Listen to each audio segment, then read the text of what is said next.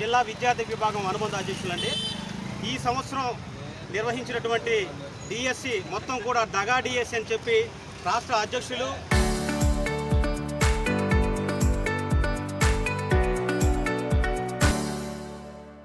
మాజీ ముఖ్యమంత్రి వర్యులు జగన్మోహన్ రెడ్డి దగ్గరికి వెళ్ళి చాలామంది అభ్యర్థులు అభ్యర్థించుకున్నారు. అలాగే మా రాష్ట్ర అధ్యక్షులు పెనుగొంటి చైతన్య గారు, అలాగే రవిచంద్ర గారికి ఆధ్వర్యంలో ఈ పిలుపు మేరకు ఈరోజు ఇక్కడ ఈ కార్యక్రమం చేయడానికి ముందుకు వచ్చాము.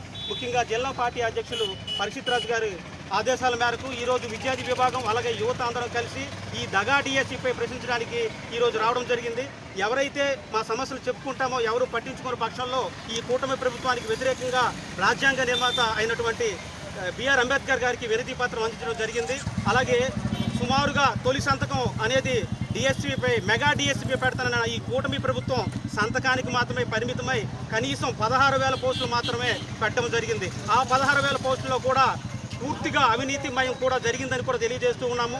ముఖ్యంగా ఎవరైతే కాంట్రాక్ట్ బేసిక్ ఉద్యోగం ఉన్నారో నవీన్ కృష్ణా జిల్లాలో మొట్టమొదటి స్థానం పొందారు. ఆయనకి ఈ రోజు వరకు కూడా ఉద్యోగం అనేది రాలేదు.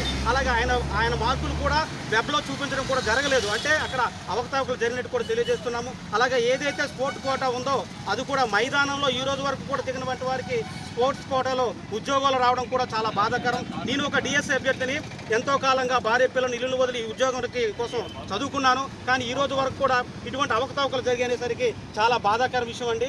నిరుద్యోగులకు 3,000 రూపాయలు అని చెప్పి ఈ ప్రభుత్వం పూర్తిగా దగా చేసింది. కావున దీనికి పూర్తిగా నైతిక బాధ్యత వహిస్తూ లోకేష్ గారు రాజీనామా చేయాలని చెప్పి డిమాండ్ చేస్తున్నాము. అలాగే ఎటువంటి అభ్యర్థులకు న్యాయం జరగలేదు కాబట్టి సిబిఐ విచారణ జరిపి వీరందరికీ న్యాయం చేయాలని విద్యార్థి విభాగం తరఫున ప్రశ్నిస్తూ డిమాండ్ చేస్తున్నాము. జై జగన్, జై జగన్.